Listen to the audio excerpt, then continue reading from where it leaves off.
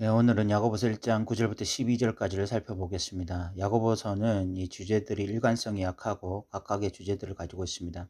그래서 이 말을 했다가 저 말을 하는 것처럼 느껴질 수 있습니다. 그러나 그 안에도 큰 의미로는 이 일관성을 가지고 있습니다. 지난 시간에는 이 두 마음에 대해서 나누었다면 이번 시간에는 이 낮은 자와 높은 자에 대해서 말씀하고 있습니다. 먼저 9절을 읽어보겠습니다. 낮은 형제는 자기의 높음을 자랑하고 라고 말씀합니다. 여기서 이 낮은 형제라는 것은 가난한 형제를 의미하는 것입니다. 그것을 바로 알 수 있는 것이 이 10절에 낮은 형제의 반대말로 부한 자에 대해서 말을 하고 있습니다.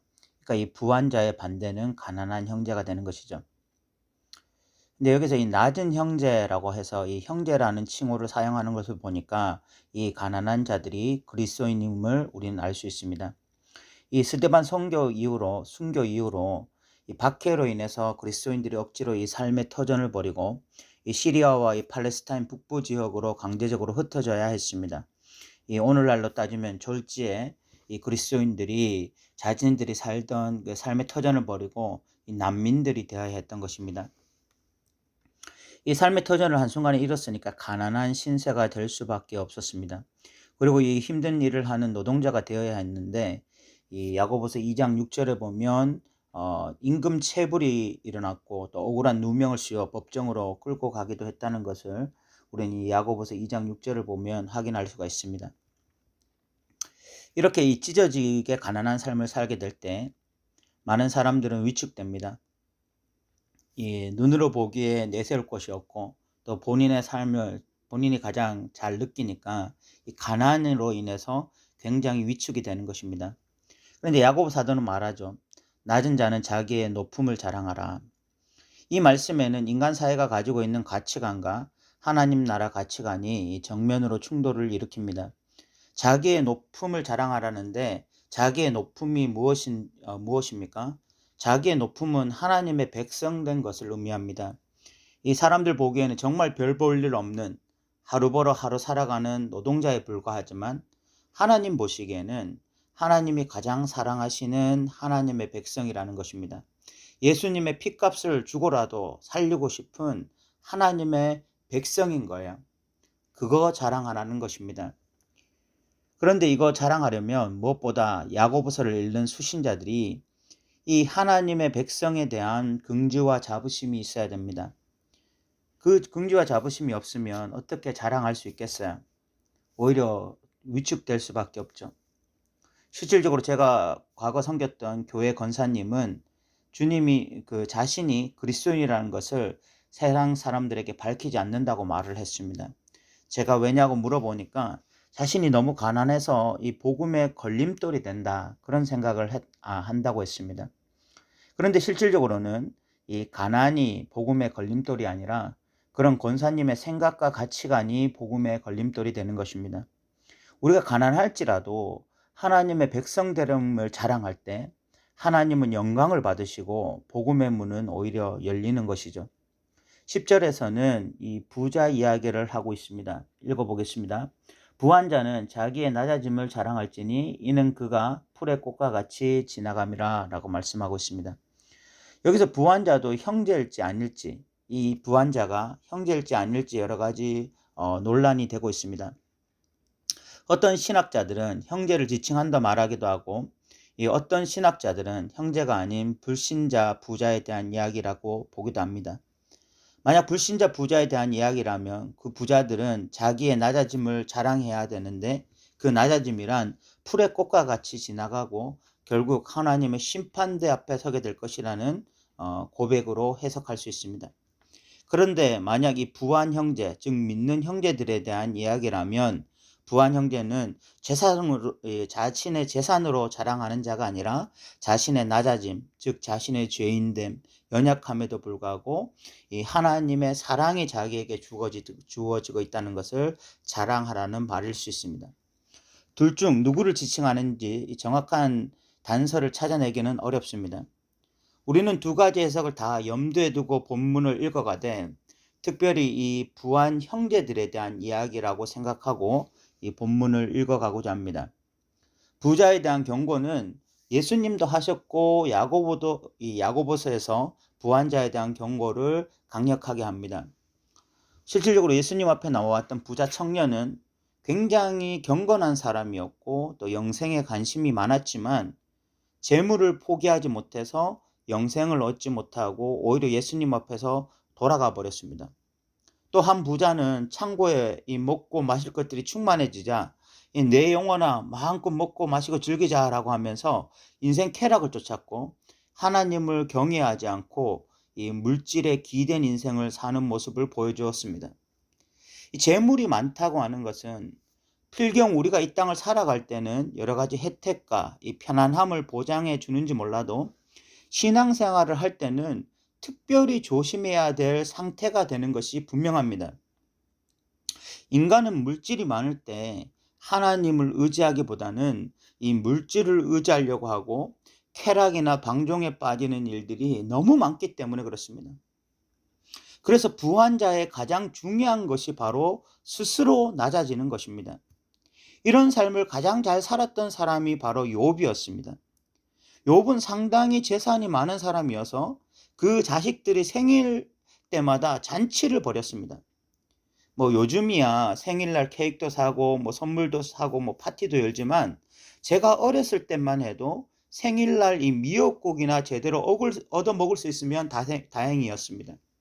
왜냐하면 먹고 살기 바쁜 시대에 언제 뭐 생일날 챙겨주고 뭐 그렇게 할 수 있겠습니까? 욥의 자식들이 생일날마다 잔치를 벌였다는 것은 욥의 재산이 상당했다는 것을 보여주는 것입니다. 실질적으로 욥의 소유물은 양이 7,000마리고 낙타가 3,000마리고 소가 500결이고 암나귀가 500마리고 또 종도 아주 많았다라고 욥기 1장에 말하고 있습니다. 이런 사람이 낮아지는 것이 결코 쉽지가 않아요. 그런데 욥은 부자였지만 부 때문에 교만의 자리로 가는 것이 아니라 오히려 이 부 때문에 타락할까 싶어서 잔치가 끝나고 나면 자신들의 이 자식들을 정결하게 하고 또 하나님께 번제를 드리는 가장 낮은 자의 모습을 보여주었습니다. 이 욥은 자기의 부를 의지하기보다 혹시 하나님 앞에 범죄할까 싶은 그런 마음으로 신앙으로 하루하루 살아가던 그런 낮은 자의 모습을 보여준 것입니다. 야고보는 바로 부한자들은 이렇게 살아야 된다고 말을 하고 있는 것입니다. 왜냐하면 그가 풀의 꽃과 같이 지나가기 때문이다 라고 말을 하고 있습니다. 그리고 11절에 이렇게 말하죠. 해가 돋고 뜨거운 바람이 불어 풀을 말리면 꽃이 떨어져 그 모양의 아름다움이 없어지나니 부한자도 그 행하는 일에 이와 같이 세잔하리라. 뭐 부에 대해서 굉장히 자랑한다 할지라도 그 부라고 하는 것이 일시적이고 영원한 것이 아니라 그리고 어느 순간이 되면 사라지는 것이다 라고 야고보서는 말하고 있는 것입니다. 저는 이런 야고보의 직설적인 설교가 좋습니다.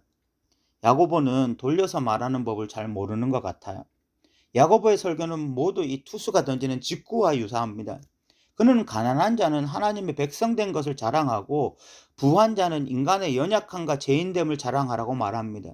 그래서 가난한 자는 긍지와 자부심으로 살아가야 된다고 말하고 부자는 겸손하게 살 것을 명령합니다.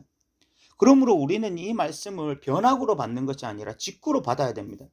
이 말씀 앞에서 여러 가지 복잡한 생각에 사로잡히는 자들이 아니라 아멘 하면서 내가 만약 가난한 자리에 있다면 더 당당하게 더 자신감을 가지고 당당하게 살아야 되고 부한 자들은 더 겸손하게 살려고 힘써야 되는 거죠. 12절에서는 다시 시험에 대해서 말을 하고 있는데 이 시험은 2절에서 말하는 바로 그 시험입니다. 12절을 읽어보겠습니다. 시험을 참는 자는 복이 있나니 이는 시련을 견뎌낸 자가 주께서 자기를 사랑하는 자들에게 약속하신 생명의 면류관을 얻을 것이기 때문이라 라고 말씀하고 있습니다. 이 12절에서 나오는 시험, 이 단어와 13절부터 나오는 시험이라는 단어는 전혀 다른 의미의 시험입니다. 영어 성경에는 이 2절과 12절에 나오는 이 시험이라는 단어를 트라이얼이라고 말했고 13절부터는 tempted라고 말해서 이 전혀 다른 단어로 쓰여지고 있는데 우리 성경에서는 그냥 다 같은 시험이라고 해서 굉장히 좀 혼란스럽게 만들어 놨어요.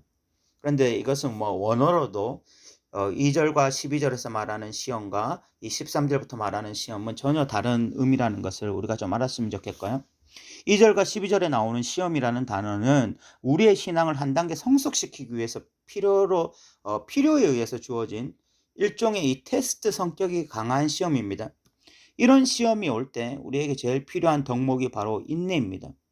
3절에서도 그래서 인내를 강조하고 있고 12절에서도 이 참는 자를 말하고 있습니다. 우리의 신앙을 성숙시킬 것이라 판단하는 시험이 올 때는 너무 쉽게 사람의 도움을 구하거나 이 상황을 회피하거나 도망가서는 안 되는 것입니다. 그러면 결국 우리 신앙에 성숙이 없어요. 이때는 인내로 참아야 되고 그렇게 할 때 생명의 면류관을 얻게 될 것이라고 말씀합니다. 그런데 13절부터 말하는 시험은 내 욕심으로 인해서 생기는 시험입니다. 이때는 시험을 참고 견디는 것이 아니라 욕심을 버리고 이 시험을 내 인생에서 제거해야 합니다. 그래서 우리에게 이 지혜가 필요합니다. 내게 어려움이 오고 고난이 왔을 때 이 시험이 과연 내 신앙의 유익을 위한 것인지 아니면 내 욕심 때문인지 잘 간파해야 돼요. 그래서 만약 하나님이 내게 주신 시험이라면 인내로 견뎌야 하고 내 욕심으로 인한 시험이라면 욕심을 빨리 버려야 하는 것입니다. 오늘 우리는 부한 자와 가난한 자에 대해서 살펴보았는데 가난한 자는 이 땅에서 위축될 수밖에 없죠. 세상적인 관점으로는 그렇습니다. 그러나 우리가 성경적인 관점에서는 가난한 자는 자신의 믿음과 하나님의 백성됨으로 인해서 당당하게 자랑하면서 당당하게 이 세상을 살아갈 수 있어야 돼요. 반대로 부한 자는 이 세상에서는 교만에 빠질 수밖에 없지만 그러나 하나님 나라에서는 늘 자신의 연약함을 고백하며 하나님 앞에서 낮은 자로 살아야 할 것입니다. 또한 우리는 하나님이 우리의 신앙을 위해서 신앙 성숙을 위해서 시험을 주실 때는 인내로서 잘 통과해야 됩니다. 하나님이 합격이라고 말씀하실 때까지 인내로 그 믿음을 통과해요. 성숙한 신앙인들로 가는 저와 여러분 되시기 바랍니다. 오늘 또 들어주셔서 감사합니다.